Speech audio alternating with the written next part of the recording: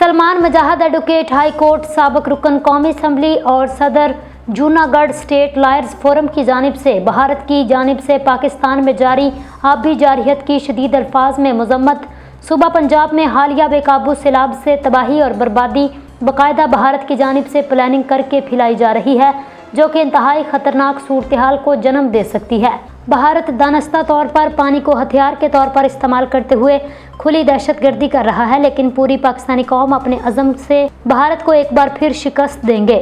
मुश्किल और इम्तहान की इस घड़ी में पूरी कौम सैलाब से मुतासिर होने वाले पाकिस्तानियों के साथ दामे दरमे सुखने खड़े हैं।